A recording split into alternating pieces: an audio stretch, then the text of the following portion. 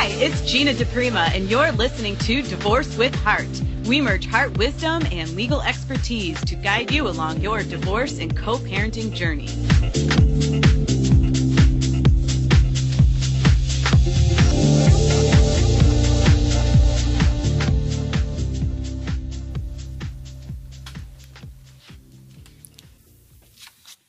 Hey, everybody. How's it going? So if you're listening to this live, it's May 28th, Memorial Day, a holiday. So our station's actually closed. We're doing a pre-record, and I have a special guest with me today. It is episode 8 on Divorce with Heart, and we are going to be talking all about conscious uncoupling. And as I said, I have a special guest. Her name is Paulina Young. She, like myself, is a certified conscious uncoupling coach. So we're going to bring her on in just a couple minutes and talk to her about her story and her growth and all about conscious uncoupling. So it's going to be a good show here today. And I wanted to mention that it's our station's birthday week. So our birthday is May 30th. And although I am not taking callers now because it's a pre-record, I will be taking callers next week, June 4th. And so if you call in the following week, you're going to get a special birthday gift. And that gift is going to be a savings on a conscious uncoupling coaching package with myself or with my guest, Paulina. So if you ever had any questions in your mind about conscious uncoupling, wanted to give it a shot, now would be a great time to take advantage of it. You're going to get a savings, and you'll help us celebrate our station's birthday. So please do that. Call us on the 4th and wish us a happy birthday then. Okay, let's get going into our topic. We are talking about conscious uncoupling, and you've probably heard of the terminology before. It became, I guess, popularized or famous when Gwyeneth Paltrow just kind of threw it out there and said, you know, she was going through the conscious uncoupling process. And I still, to this day, whenever I get a Google alert, it's most of the time still referring back to Gwyeneth Paltrow, which I think is interesting because conscious uncoupling is really so much more than Gwyeneth Paltrow. It really is. And it's such a great process, such a great program. It was created by Katherine Woodward Thomas. She wrote the book. It's an international bestseller. There are now, I don't know exactly how many certified conscious uncoupling coaches, but it's not many. And we are international. In fact, my guest, Paulina, is not in the United States. She's in, I want to say, Australia, and she can confirm that when she comes on. So we're all over, but we're not a big number. If I said maybe 200 or so, or less than that, that might be accurate. It's a pretty small number because it is very specialized, and you do have to go through quite a bit of training. But the program itself is just a really, really wonderful thing to do if your goal is to break up in a more dignified, respectful way, and if your goal is one in which you are thinking about your future, and you're thinking about your future and creating the best possible future that you can for yourself and for your children if you have children. And if you don't, it's still a great process, because what you learn when you go through it is all about kind of your, I don't want to say it, your subconscious skeletons in your closet, that you didn't know were there, the things that are hidden beneath the surface that kind of get triggered. And those are the things that oftentimes keep leading us into the same or similar relationships. This is why we see people maybe that were married and divorced multiple times with, the spouse that was so similar, both alcoholics, for example. Okay. Because we repeat these patterns that are unconscious to us or subconscious to us. They're not part of our conscious awareness. That's my point. Okay. And that's something that you can really discover through the conscious uncoupling process so that you can then evolve and grow as a person. And as a result, stop the cycle and repeating the same mistakes. So it's really, really beautiful. It's a 5-step process. And I'm not going to go into all the steps in absolute detail right now, but just to give you an overview, the first step is all about finding emotional freedom. This is the step where you really learn how to harness your difficult emotions, the rage, the hatred, the fear, all of that stuff that you're going through, and how to transform it. How to use the energy of those emotions for something good, how to use it so it can drive you forward instead of tearing you down. And step 2 is all about reclaiming your power and your life. In step 2, this is where you're really challenged to let go of that victim mindset. The victim mindset is the one where your finger's always pointing at the other person. It's always his or her fault, and why did they do this to me? Or it could, in a sense, I suppose, be pointing at your own self if you're getting into things like, how could I have been so stupid? Why didn't I leave sooner? It's all of that nasty blaming and shaming energy that I talked about a few episodes back. Step 3 is all about breaking the pattern and healing your heart. This is the step where you really, really do a deep dive into your heart. This is where you uncover those, as Katherine has termed them, your source fracture stories or your source fracture wound. This is where your heart was broken. And what happens is that when you go through a bad breakup, a divorce, a separation, of course you're upset and of course you're dealing with the circumstances at hand. But what happens is that circumstance often acts like a trigger. It triggers you and it triggers all these old emotions. So then your response is amplified even more. So step 3 is about really getting in there and uncovering and discovering really your source fracture story, which a lot of times is along the lines of unworthiness, not being heard, not being seen, things like this. Okay, so step 4 is becoming a love alchemist. This is where you really get into forward looking and forward thinking and crafting a positive future for yourself. This is where we really get down and dirty in choices that you've made, different choices that you can make, actions that you can take, and things that you can do to really set the tone for a brighter, happier, healthier future.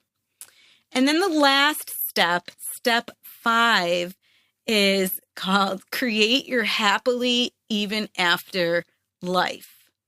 And this is really just exploring those new structures even further, and making sure that you're, fully rooted and committed to the promises that you've made and the person that you want to be and the future that you want to create. So those, that's kind of a quick rundown, a quick summary of the 5 steps. It's something that if you are even thinking about breaking up or divorcing or separating, I really encourage you to, at the very, very least, get the book.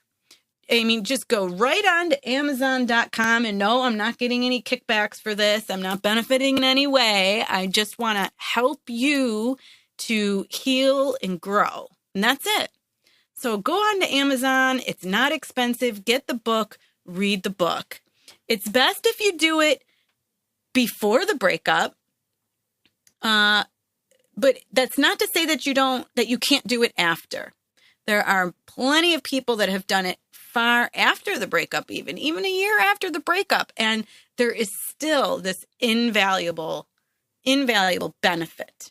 So let's bring on Paulina, because I know that Paulina not only is a certified conscious uncoupling coach, but she's here also to share her own personal experience with the conscious uncoupling process, which is just absolutely amazing. Paulina was married for 17 years, and there's a reference in the book to when a marriage breaks up, there's a head-on collision or a hit and run. There's these different analogies that are made. And Paulina can tell us more about this, but I believe that, after the 17-year marriage, she didn't see it coming. So she was really devastated, but she knew enough to dig down deep inside and not let that devastation take over. She knew enough to get herself into a program and get herself some help so that she could grow and evolve and transform as a person and become the beautiful mother that she is. So, Paulina, are you with me? I'm here. Hello. Thank you for having me. Yay. Hi. Hello. How did I do? You did amazingly well. And I'm coming to you from Canberra, Australia. So Canberra is the capital of Australia. So many people think it's Sydney, but it's Canberra. So that's where I'm coming from. Well, great. Thank you. Thank you for that, for clarifying. So we've got Australia and Buffalo, New York. See, we're international. Yeah. So cool. And I think it's around about 150 conscious uncoupling coaches at the moment around the world. So I think it's quite small, but we're getting there. We're on this mission to change the way that people break up, and such a important message that we both want to share and help people. Yes. So thank you for that. I wasn't sure. I knew it was a small number, though. So, yeah. So tell us more. I mean, I kind of, summarized a bit of your history and where you were at, what you went through, but let's hear from you. Yeah, great. Thank you. As you said, married for 17 years. I was married at a young age of 23, and I guess he was, my ex was my first sort of real boyfriend. So we married 17 years. We've got 2 beautiful boys. One is age 10 and one is soon to be 9. And I guess for me, it was one of those moments where we all have these moments in our life that sort of change things and shift our whole outlook on life. And towards the and I know that you mentioned it at the beginning, but I guess we were going through a really hard time sort of the last few years of our marriage, and we tried to make it work. We went to counselling, and it kind of got to the point at the end of the marriage where it was one person putting in so much effort and wanting to make it work, and the other one didn't. And I guess we both made a choice then to end the marriage, but it was still such a shock and devastating for me, because I didn't want it to end. I really wanted to make it work. And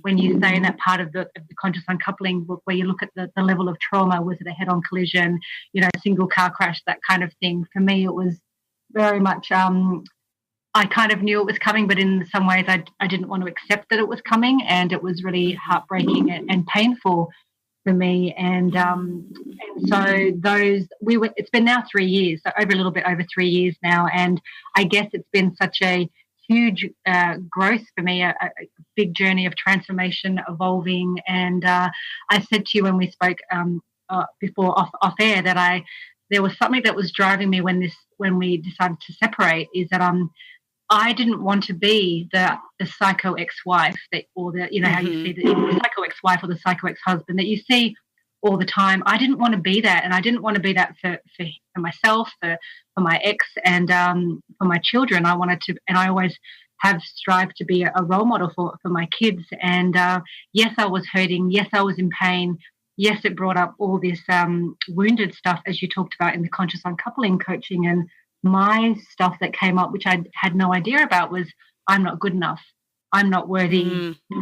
Feelings of rejection, which was always there, but I didn't know it was there consciously. And then to work through the conscious uncoupling coaching and work through what my source fracture story, it made so much sense when I realized, wow, the I am story is I'm not good enough because he left. Yeah. He left, and so that's kind of where I'm at, and I dive deep into personal growth. That not just the conscious uncoupling coaching. I've doing a lot of work, inner work, which has been just.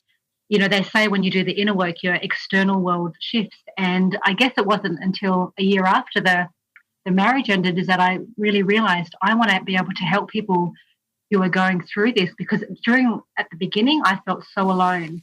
I felt like no one could understand what I was going through. And there were days and weeks and months where I didn't want to leave my room. I was just in a dark place, and I felt so alone, when the reality is so many people are going through it all around the world.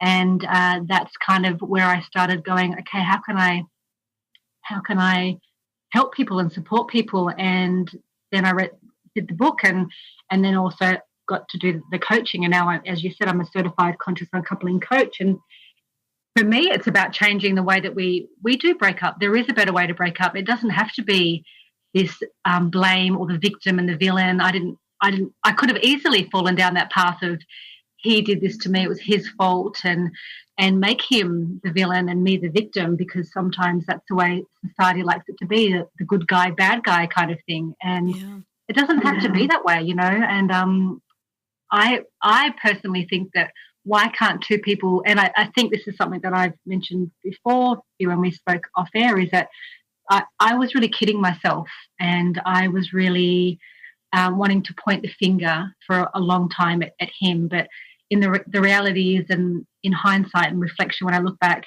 I knew that the marriage was over before it ended. I knew that there was issues, and I just didn't want to accept it. So I think a lot of people can be in that space of wanting to blame and point the finger when it's not beneficial or useful, Right. Oh, definitely. Definitely. I see that daily in my practice as a lawyer. And, this is something that we had not talked about previously, but I just want to ask you, when you found the conscious uncoupling and you started to have this greater awareness about doing things different, was that when you were going through your breakup and divorce, or was it after? Where was it for you in time? Yeah, great question. It was after the divorce. So I think I remember it must have been actually the same time when Gwyeneth Paltrow was going through her divorce. And I remember madly Googling, conscious uncoupling and seeing this stuff. And at the time, the book wasn't actually out yet. But then I remember a few months later, the book was released, and I was probably, one of the first ones to grab it and work through it. And, it just changed everything for me. And there was so many aha moments, so many breakthroughs, and it's just such a gentle way, again, to look at separation. And I guess even before I read the book, I really made that conscious choice, so that awareness to not be the psycho ex-wife and to co-parent with him and to be amicable and respectful. And I want to be able to go to sporting events or school events and that he's there, and we do that to this day. And I feel so thankful and blessed that we have done that. But I didn't do it with him. And I guess I want to kind of make that clear, because sometimes people think when you're consciously uncoupling, you're doing it together. And I know that Gwyeneth Paltrow and Chris Martin did, but them aside, it's a process that you do on your own.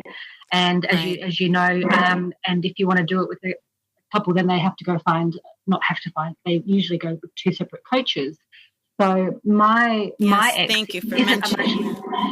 Yeah, no problems. But my ex isn't emotionally aware, or he wouldn't even know what conscious uncoupling means. So I guess that's something I want to point out too, is that I really did the process on my own, and it's amazing how just one person can make a difference. And even though he's not consciously aware or emotionally aware, he also had, I guess, wanted to make it as smooth of a transition as possible for all of us and for my children. So it can be done, and I guess for me there's been so many challenges, but I've always had that awareness that I want to be a role model. I want to make this as smooth and easy as possible, because adding all this hatred and resentment and blame and all that stuff, it's wasted energy, it's toxic, and it just eats away at you. And don't get me wrong, I had my moments, of course, because I'm human. Yeah. But again, and I wonder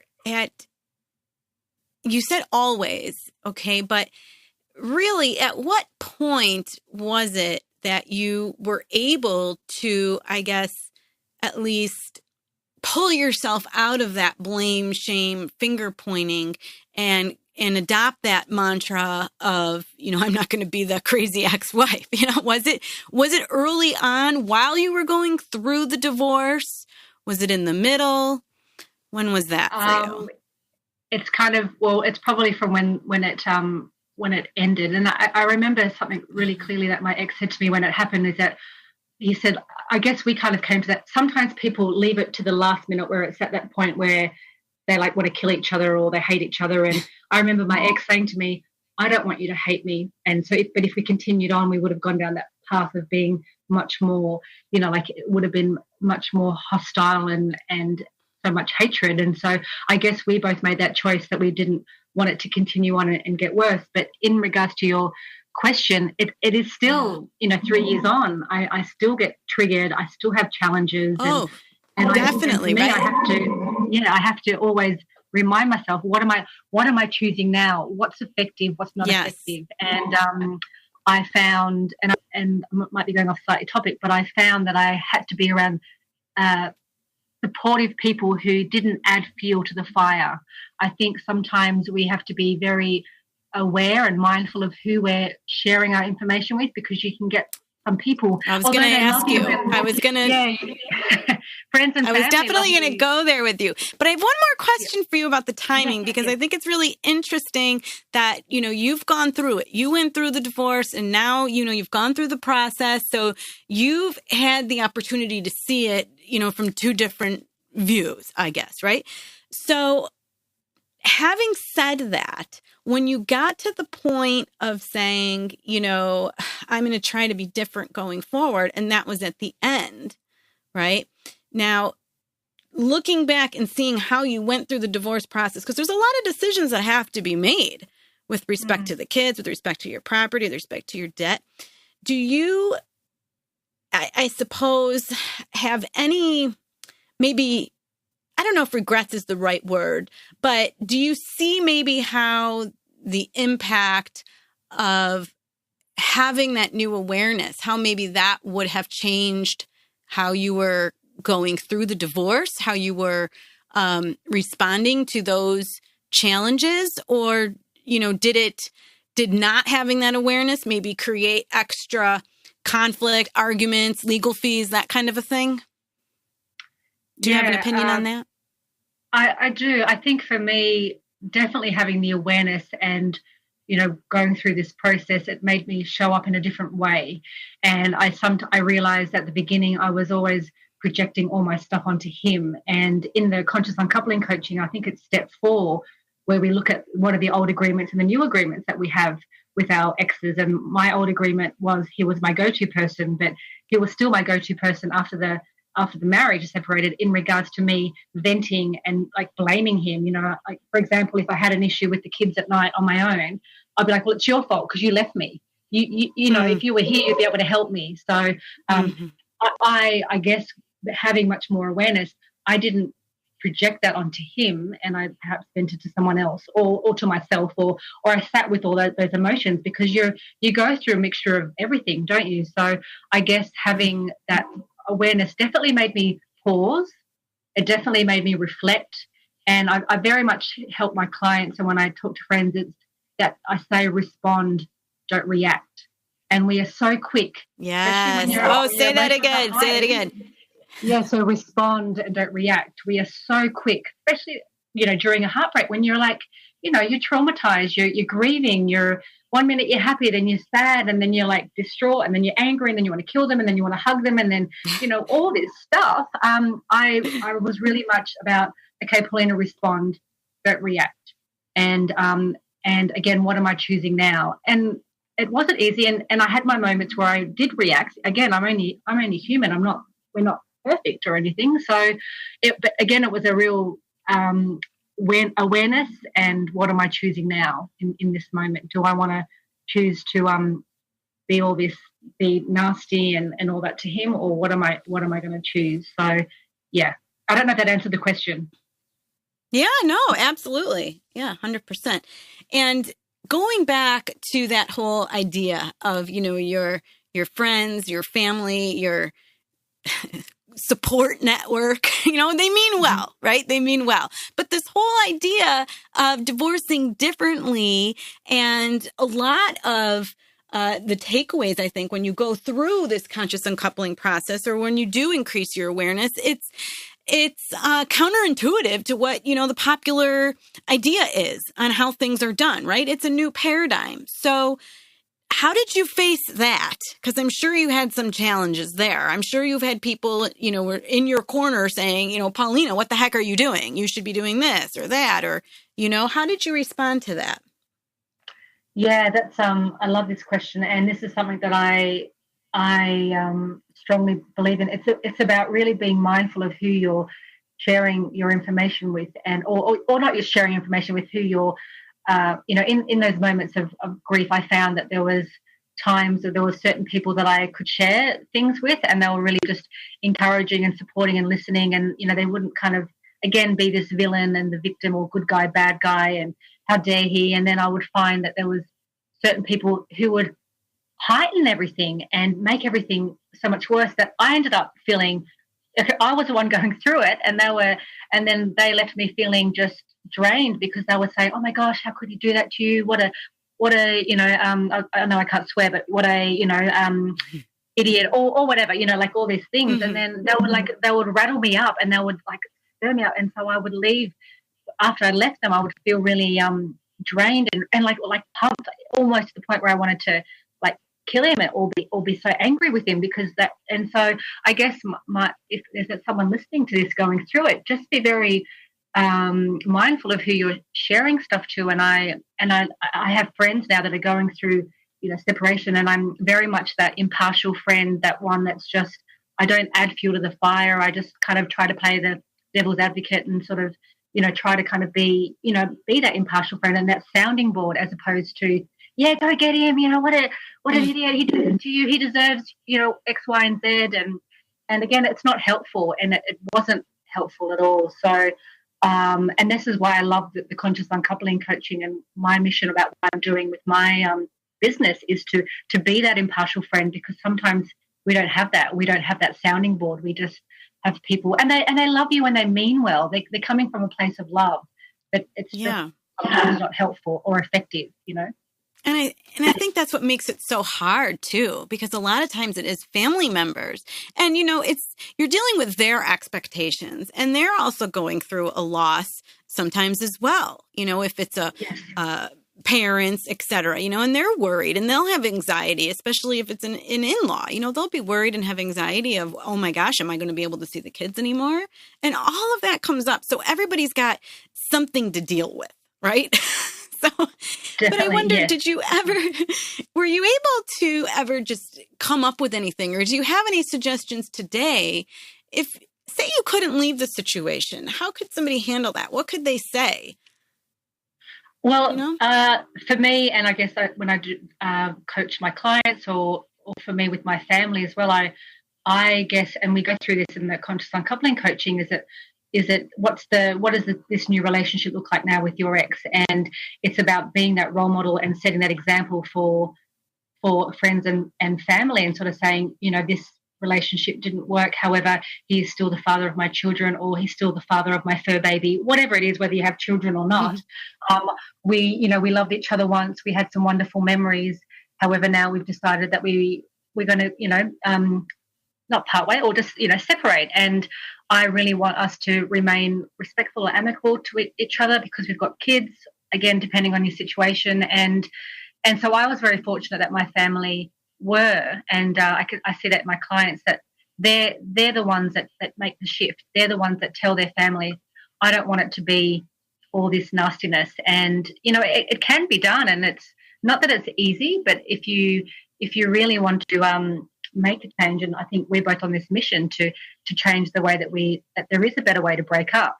And if we can just be that role model, and I guess I was the role model. So my sister saw that, and my mum saw it. My dad's not around anymore. Unfortunately, he passed away. But just for them to sort of see, okay, well, if she can be respectful and talk to him, then why can't I? And so again, it's what is it that you're.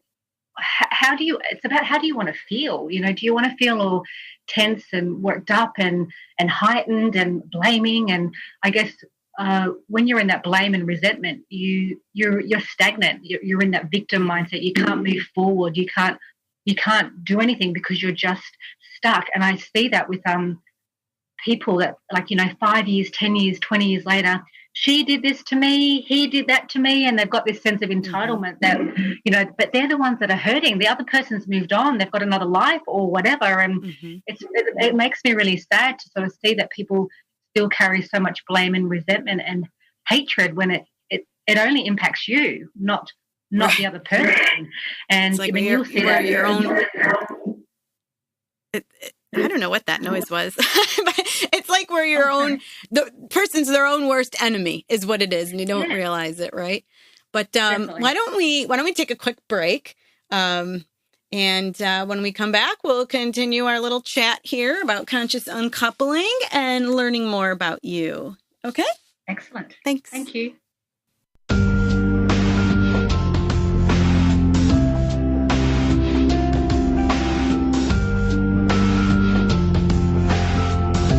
Hey there, it's Gina. If you like what you hear, did you know that you can get even deeper and closer to your heart's wisdom and receive personal one-on-one guidance by working with me virtually? If you're sick of drowning in frustration and overwhelm and ready to flow through your divorce and co-parenting challenges, then go to my website and book a call with me. That's deprima.com, DEPRIMA law.com. Or you can find me on Facebook at Deprima Law. Talk to you soon.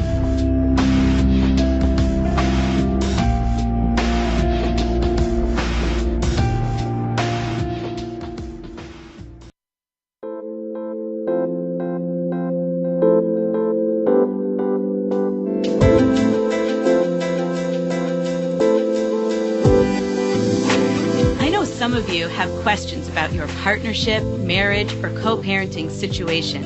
I'm here for you. Give me a call in today's live episode by dialing the U.S. number 1-760-456-7277. That's 1-760-456-7277. Talk to you soon.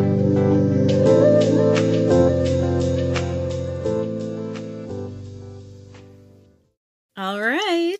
Thank you. Thank you for staying with us. We are with Paulina Young. She's kind of having a dual role here today.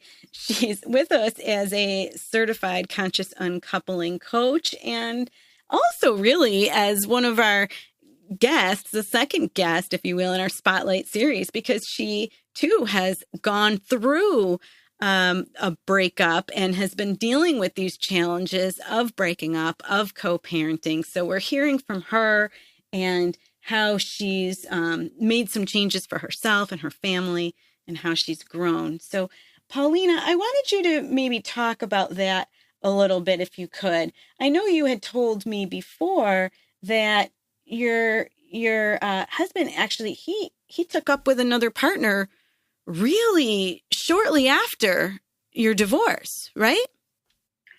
Yes, that's correct. So, and this was one of the big challenges for me. And so, about 6 months after, I think, our separation, he started seeing someone, and yeah, that was just a slap in the face. And as we talked about, or as you talked about, Gina, before in the conscious uncoupling, about the source fracture story, but also called the wounded self, or people call it different things.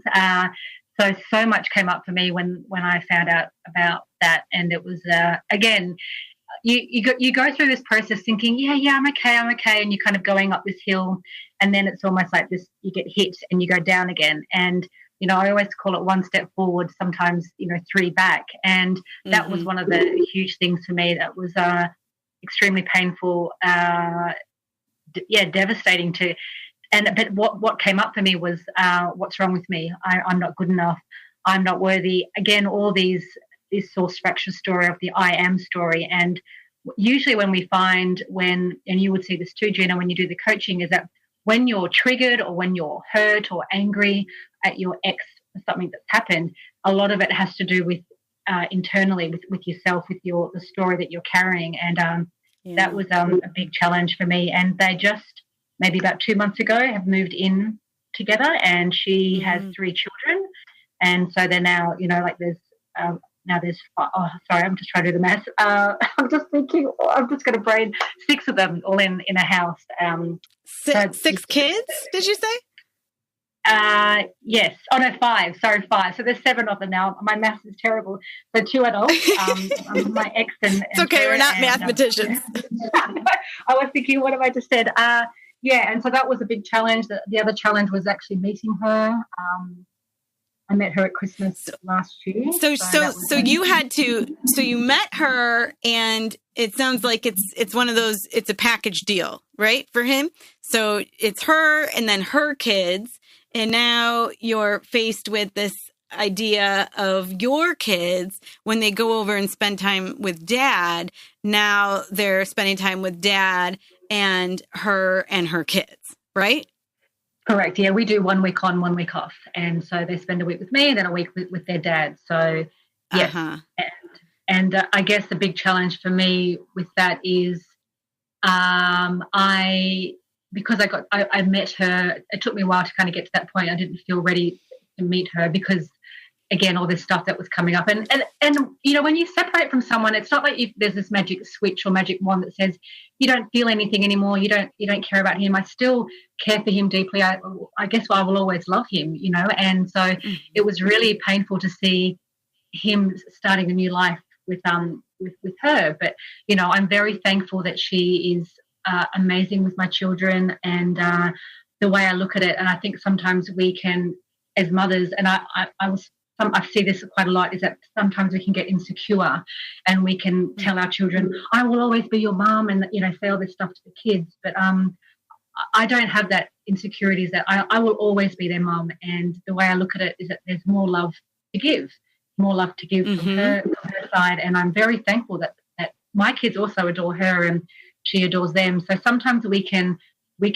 as a mother have those insecurities or take things personally, but it's if we shifted the perspective and said, okay, there's more love to give, then I'm okay with that, or it feels better, then and I guess that was a huge challenge for me. And again, I have no control over how they are in the relationship with my children because I'm not there, and I have to have some element of trust that he has picked someone decent, and he has, but that's been a huge thing for me. But I always know that I will always be their mum, and and I think that's kind of one of the messages that I wanted to put out there, because we can have these insecurities.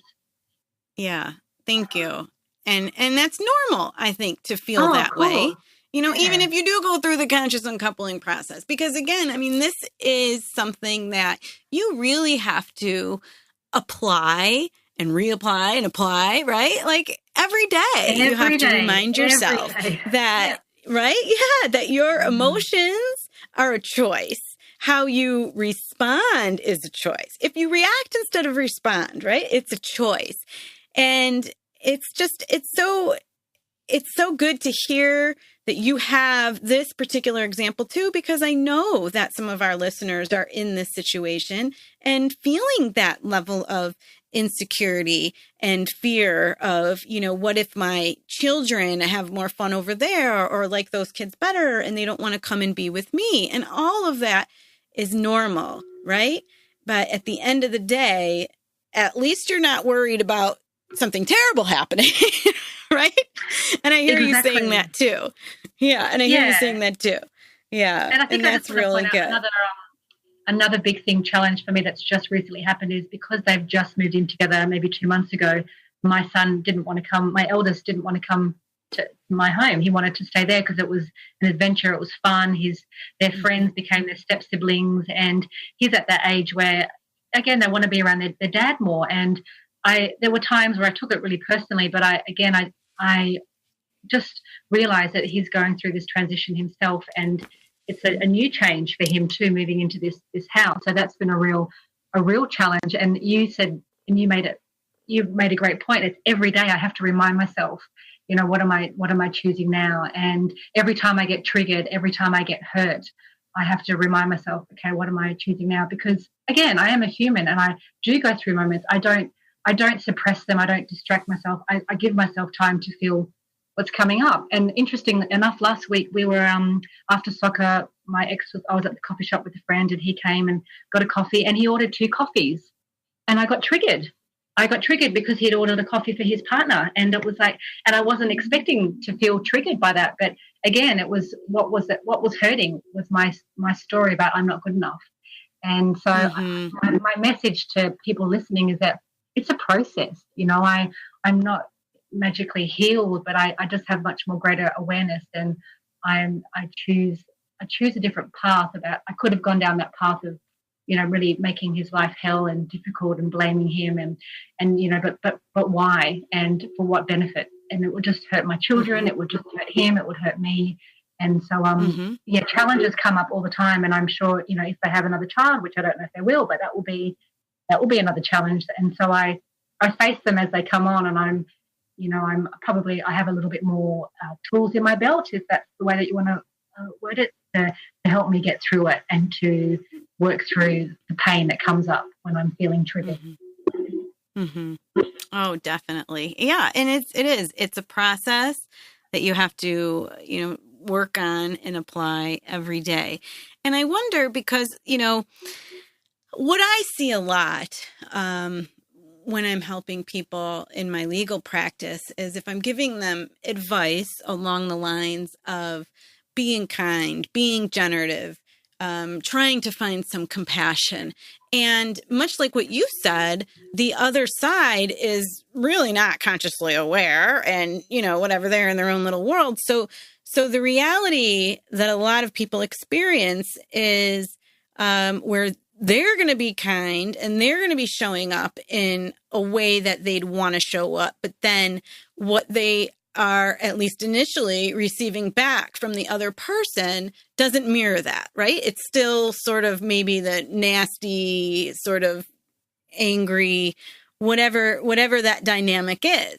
And, I try to explain that partially it's all about momentum, right? I mean, you're used to relating to each other in a certain way, so it's going to continue to keep on producing, this kind of a result. And now all of a sudden you're showing up different. It's not going to change in a second, right? But exactly. But sometimes people, I think that it's easy to lose faith and run out of steam. So I wonder if you had any experiences like that and how you handled it or what you could suggest. Well, I guess it's more about, if you've got someone let's just say you're the one that wants to do this in a smooth transition and be amicable and just try to make it, as peaceful as possible. And I get this sometimes with friends and clients. It's like, well, hold on a minute. Why do I have to do this? Why do I have to kind of be the nice one and the caring one? And when he or she's doing X, Y, Z, you know, and that happens quite a lot. And in some ways, and I don't know if this is the right word, because it's not saying that you're better, but in some ways you have to rise above it. And we can sometimes, and I don't know if this is going to, it's like, I'm not sure how I'm wording it well, but when you're going through these moments of intense emotions, we can sometimes act like children, and we can have, you know, tantrums, and we can, you know, and there's so many times where I wanted to have a tantrum and just, you know, like just go insane with him, just tell him how much I was hurting and all this sort of stuff. But in some ways it's about how can you fight with someone if you're not giving anything back? You can't go anywhere. So again, it's about responding and not reacting. So if you're getting someone saying, you know, all this stuff to you, and whether that's over the phone or over messaging or via email or again through lawyers, or I don't know, it's about really just don't react to it, because I see that a lot in my clients, you know, whether depending if they're, I don't know if you probably will have a show about narcissists and things. And again, I was very thankful that my exes, we do co-parent and we get on well, but depending on how the person is, it's about, you know, just taking that time before you send an email, taking out the emotion, or just if it's over the phone, or just sort of saying, you know, let's chat later on. We're both quite heightened. This isn't getting us anywhere. And again, it's awareness. It's looking at how you're showing up. And I guess, and this is part of the conscious uncoupling coaching, it's about what are you, how can you take back your power? And perhaps it's taking back your power because you didn't set boundaries, or you didn't speak the truth, and you want to show up differently in this new relationship. He used to tell me what to do, and so he thinks he can do that now. But now I'm choosing that I'm going to show up differently, and I'm going to set boundaries, or whatever that is. I think there is moments where you can just really pause and not react, because we're so quick to respond to emails and text messages and voice messages. And I guess to look at it from a place of sometimes, you know, what's going on with them, try to in some ways empathize with them. You know, they must be really hurting to say this stuff. And have you heard that saying, hurt people hurt people?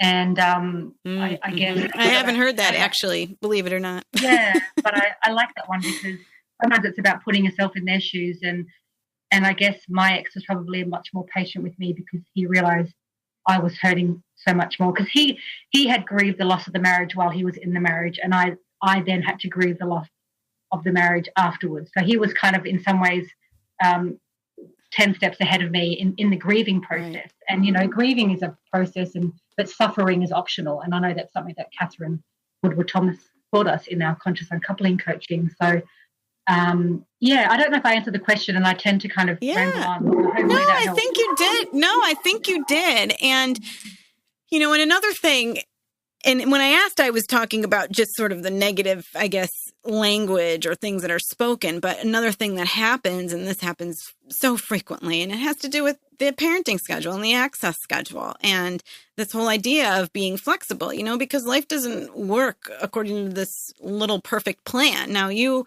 and your ex, you alternate weeks, so maybe you don't have this come up as often, but a lot of people that are on more like a 5-3 schedule, or, you know, there's so many different variations. I don't want to go off on a tangent there, but the bottom line is it requires flexibility. There's times when it requires flexibility and you need to deviate from the schedule.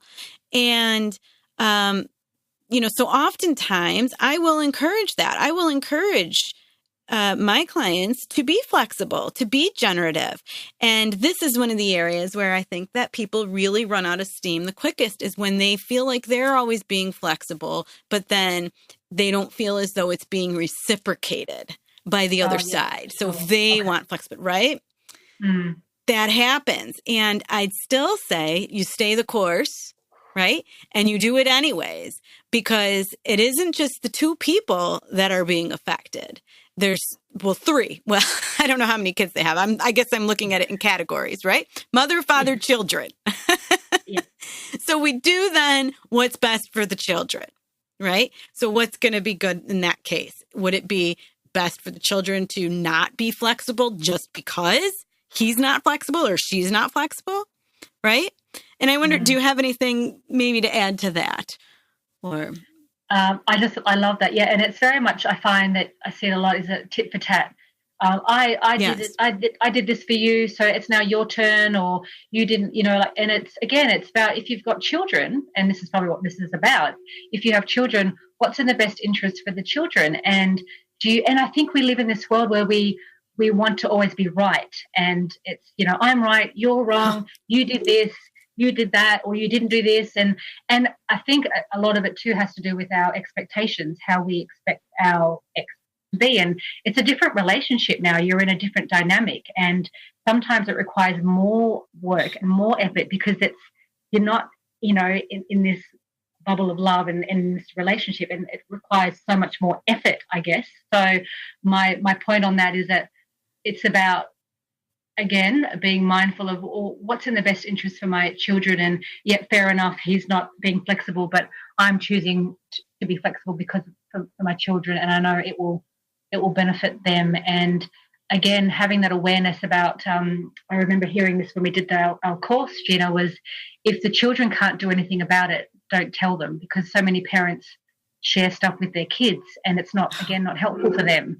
And so, that's something that I would probably say. It doesn't have to be a tit for tat point system. And just in some ways, again, I don't know if that's the right word, rise above it, because again, it's not saying that you're better or worse, but just try to take the emotion out and ask yourself, what's in the best interest for my children right now? And is it best for me just to try to be right and hold them back because he won't have them next Friday when I've asked him to? And it just becomes really just wasted toxic energy, and it just eats away at you. And is it worth it? To me, it's not. So I'm very thankful that we're extremely flexible with our kids, that it's smooth, it rolls and it just goes, it flows much better, And I can see that with my kids. They're so grounded because of the way that we are towards each other, Yeah.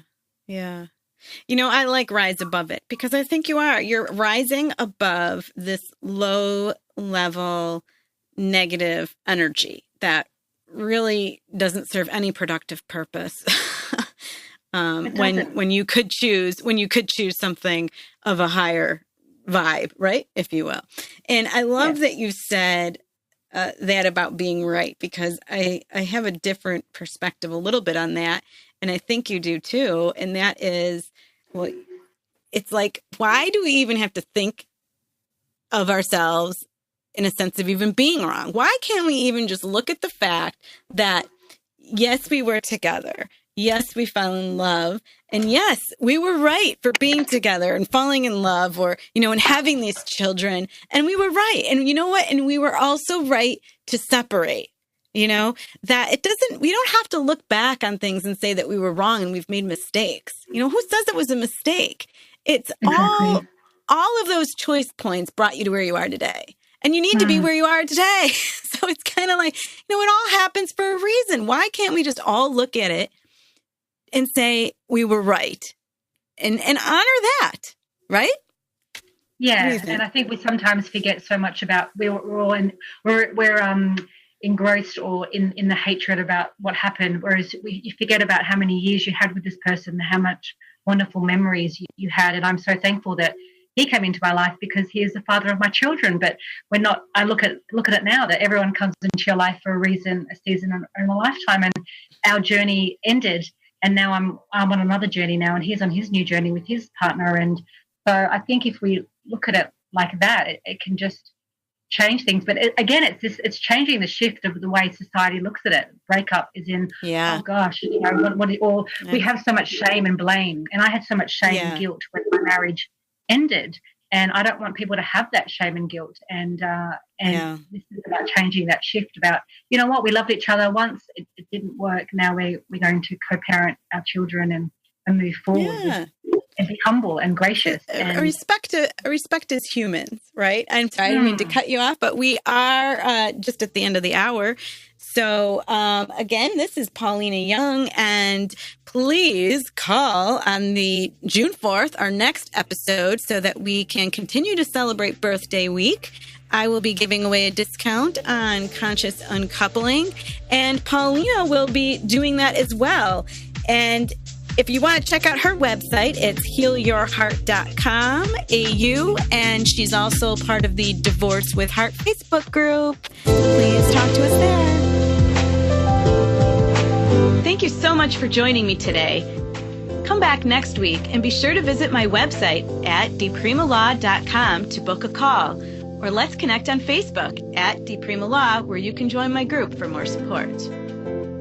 Please remember that the information shared is for general and entertainment purposes only, and that by calling in or messaging me, we are not creating an attorney-client relationship, and my advice is not intended to be legal advice. For specific legal advice, please contact a lawyer in your jurisdiction.